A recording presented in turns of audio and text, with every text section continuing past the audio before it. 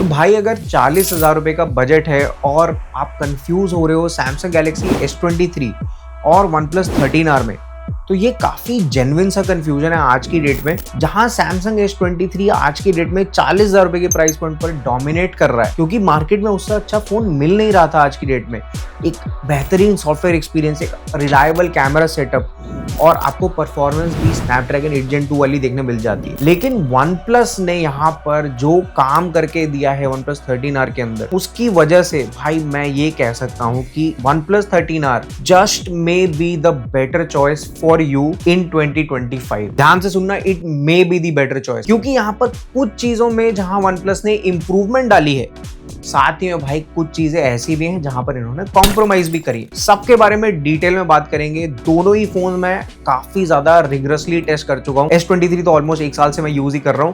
OnePlus 13R को जब से आया है, वो लॉन्च हुआ है, मैंने पहले दिन ही खरीद लिया था और तब से लेके अभी तक मैंने जो भी टेस्ट किया है, आज की वीडियो में आपको डिटेल में बताऊंगा कि इन दोनों ही फोन में से आपके लिए कौन सा फोन ज्यादा बेटर है। तो बिना ज्यादा देरी करे फटाफट से स्टार्ट करते हैं और बात करते हैं इन दोनों ही फोन के डिजाइन से।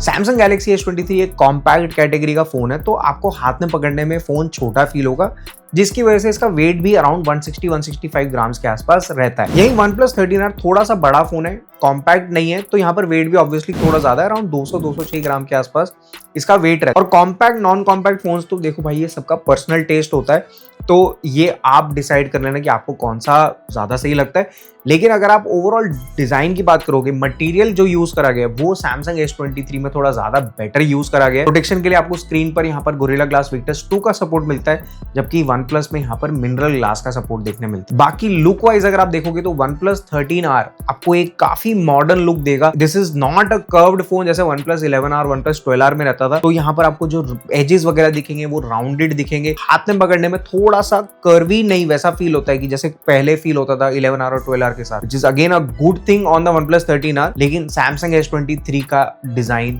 थोड़ा ज्यादा मेरे को प्रीमियम और एलिगेंट लगता है। तो ओवरऑल डिजाइन के मामले में यहाँ पर looks wise Samsung S23 is a much better choice than the 13R। Plus अगर आप पानी के आसपास थोड़ा क्लमजी रहते हो तो आपको S23 में IP68 की रेटिंग मिल जाती है, 13R में आपको IP65 की रेटिंग मिलती है। तो ओवरऑल अगर आप फोन को बिना केस के यूज करने वाले हो तो Samsung S23 आपको एक ज्यादा रिलायबल और ज्यादा प्रोटेक्टिव फोन लगेगा as compare to the OnePlus 13R। अब जो कमियां डिजाइन में देखने मिल रही थी ना OnePlus 13R में, वो भाई काफी हद तक डिस्प्ले के डिपार्टमेंट में पूरी हो जाती है। क्यों बोल रहा हूँ ऐसा मैं?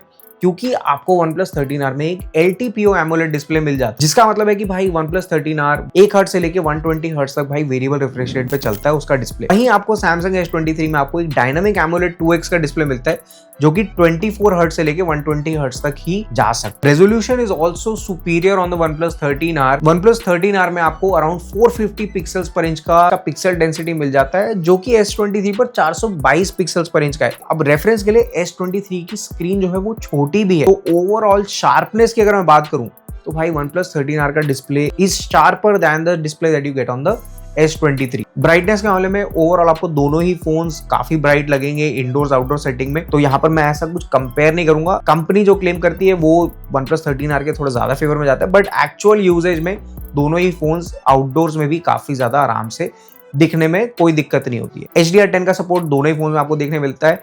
एक चीज जो यहाँ पर कॉल आउट करने वाली है कि भाई OnePlus 13R में ग्लास की जो प्रोटेक्शन है वो कॉर्निंग गोरिल्ला ग्लास आई की है, जो कि S23 में कॉर्निंग गोरिल्ला ग्लास विक्टस 2 की है। अब लेकिन अगर आप दोनों केस पे कवर चढ़ा दोगे जो कि स्क्रीन को प्रोटेक्ट करने वाला होगा, तो यहाँ पर आपको इस चीज को लेकर ज्यादा टेंशन लेने की जरूरत नहीं है, विच इज वाई डिस्प्ले के मामले में OnePlus 13R मेरे हिसाब से एक ज्यादा बेटर वैल्यू ऑफर कर रहा है आप सब। अगला जो डिपार्टमेंट OnePlus 13R में आपको काफी ज्यादा स्ट्रॉन्ग देखने मिलेगा वो है उसका परफॉर्मेंस का डिपार्टमेंट। यहाँ पर आपको स्नैपड्रैगन 8 Gen 3 का चिपसेट देखने मिल जाता है, जो कि रॉ परफॉर्मेंस के मामले में 18 लाख के आसपास तक का ऑन-टू स्कोर आपको दे देता है। अब इस मामले में S23 भी ज्यादा पीछे नहीं है, वहां पर आपको स्नैपड्रैगन 8 Gen 2 का चिपसेट देखने मिलता है, जो कि काफी ज्यादा पावरफुल है एंड थैंकफुली एक्सिनोस का चिपसेट नहीं है, तो यहाँ पर आपको परफॉर्मेंस अच्छी देखने मिलती है। रॉ परफॉर्मेंस की बात करो तो यहाँ पर आपको 14-15 लाख का स्कोर देखने मिल जाता है इस फोन के अंदर, जो कि आने वाले 2-3 साल तक एक अच्छा स्कोर माना जाएगा रॉ परफॉर्मेंस के मामले में। लेकिन OnePlus ने यहाँ पर एक बहुत अच्छी चीज जो करी है वो ये है कि अपने बेस वेरिएंट में ही यहाँ पर इन्होंने 12 GB की रैम दे रखी है as compare to the 8 GB RAM on the Samsung S23। तो रैम मैनेजमेंट का जो ओवरऑल एक्सपीरियंस है वो आपको OnePlus 13R में थोड़ा ज्यादा बेटर देखने मिलेगा as compare to the Samsung Galaxy S23। अगर भाई आपको ये चीज ज्यादा डिटेल में देखनी है तो मैं इसको अपने OnePlus 13R के डिटेल्ड रिव्यू वाले वीडियो में कवर करने वाला हूँ डिटेल में। तो चैनल को सब्सक्राइब अगर अभी तक आपने नहीं करा है तो सब्सक्राइब कर लो ताकि आपको उस वीडियो की नोटिफिकेशन भी मिल जाए और आप ये वाला टॉपिक अच्छे तरीके से समझ सको। अगला जो डिपार्टमेंट डिस्कस करने वाला हूं मैं वो है कैमरा का डिपार्टमेंट इन दोनों ही फोन्स का। अब कैमरा का ना डिपार्टमेंट ऐसा है कि सैमसंग को बीट करना और स्पेशली इस प्राइस पॉइंट पर S23 का जो कैमरा सेटअप है, ट्रिपल कैमरा सेटअप जिसमें टेलीफोटो लेंस इंक्लूडेड है,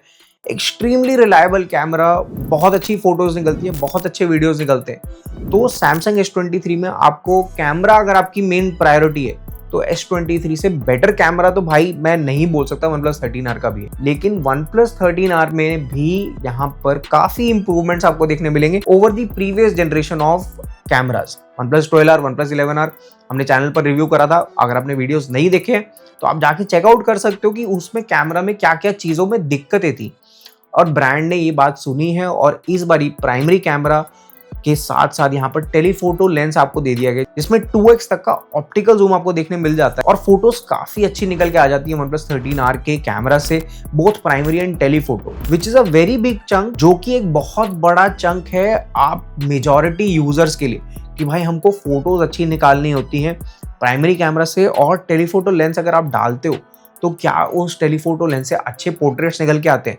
यहाँ पर OnePlus 13R में ये चीज तो होती है एटलीस्ट। कमी पता है कहाँ रह जाती है? कमी रह जाती है वीडियो के डिपार्टमेंट में। वीडियो के डिपार्टमेंट में S23 हेवीली डोमिनेट्स दी OnePlus 13R। कैपेबिलिटी की ही बात करता हूँ, आप 8K में रिकॉर्ड कर सकते हो S23 से। नॉट दैट सब लोग को करने की जरूरत होती है वो, लेकिन आप कर सकते हो अगर आपका फील्ड ऐसा डिमांडिंग है, अगर आप वीडियोस वगैरह बनाते हो, कंटेंट क्रिएटर हो, तो आपको हाई क्वालिटी में फुटेज चाहिए होगी कभी ना कभी, तो वो आप S23 से कर सकते हो, जो कि कहीं ना कहीं OnePlus 13R में आपको दिक्कत देगा। स्पेशली अगर आपको स्टेबलाइजेशन के साथ फुटेज चाहिए, वहां पर और ज्यादा कैप हो जाता है OnePlus 13R के अंदर, which makes the overall video का जो यूज केस है वो थोड़ा छोटा हो जाता है OnePlus 13R के साथ, and that is the only downside with the OnePlus 13R का phone. Front camera also on the OnePlus 13R has the same problem.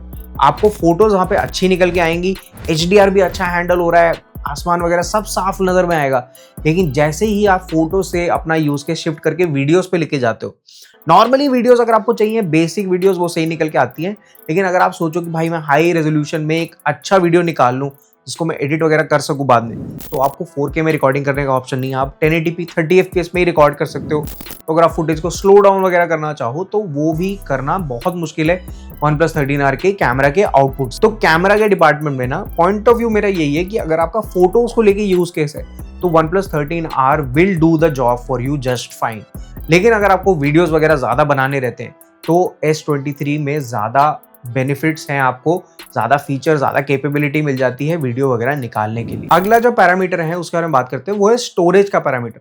This is again another parameter जो OnePlus ने काफी अच्छा किया है। बेस वेरिएंट ही आपको यहाँ पर 256 GB का मिलता है, जो कि 40,000 रुपए की प्राइस में मिल जाएगा, विच इज वेरी गुड। तो 256 GB storage versus Samsung S23 में अराउंड 38-39 का 128 GB मिल जाता है। सेल डेज की मैं बात करूँ, 256 GB वाला अराउंड 41,000 के आसपास आपको देखने मिलता है। तो प्राइसिंग ऑलमोस्ट सेम है, UFS 4.0 दोनों में देखने मिलते हैं। 256 GB वाले मॉडल में 128 GB S23 में 3.1 मिलेगा, उसका ध्यान रखना आप लोग। लेकिन यहाँ पर OnePlus 13R में आपको एक चीज है जो डाउन साइड है, आपको पता होनी चाहिए, वो है यहाँ पर कि आपको USB 2.0 का स्टोरेज सिस्टम देखने मिलता है। मीनिंग ये है कि अगर आपको फाइल ज्यादा ट्रांसफर करनी होती है SSD में, PC में, लैपटॉप में, अपने फोन से, तो OnePlus 13R में आपको स्पीड थोड़ी कम देखने मिलेंगी एज कम्पेयर टू S23, क्योंकि S23 में USB 3.2 Gen 1 का सपोर्ट है। मतलब रेफरेंस के लिए ये समझो कि अगर आपके पास एक 2 GB की फाइल आप ट्रांसफर कर रहे हो तो S23 से वो फाइल अराउंड 5-6 सेकंड में ट्रांसफर हो जाएगी SSD के अंदर। वही सेम फाइल आपको अगर OnePlus 13R से ट्रांसफर करनी है तो अराउंड 2 से 3 मिनट आपको लग सकते हैं।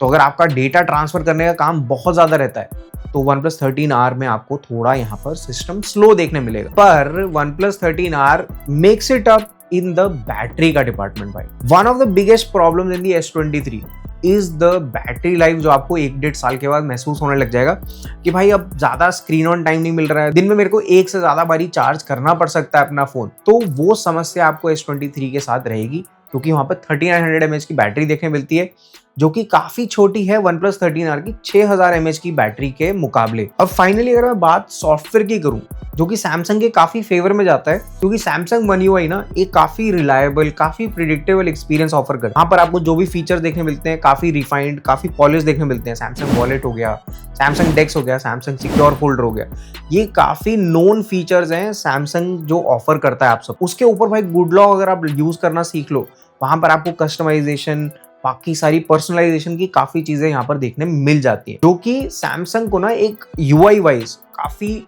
ऊपर लेके चले जाता है ऑलमोस्ट हर ओएस के हिसाब से। मेरे हिसाब से सैमसंग का ओएस बेस्ट है आज की डेट में। आप लोग के हिसाब से कौन सा ओएस बेस्ट है, नीचे कमेंट करके मुझे बताओ। वहीं अगर मैं वन प्लस को देखूं तो वहां पर आपको पहले ऑक्सीजन ओएस मिलता था, लेकिन भाई इस साल से ना वो कहानी खत्म होगी। अब ये कलर ओएस ही है, यहाँ पर आपको ब्लोटवेयर देखने मिल जाता है, ऐप पिकर जैसे आपको देखने मिल जाएगा। अब और भी कुछ ऐप्स हैं जो ब्लोटवेयर की यहाँ पर डली हुई हैं।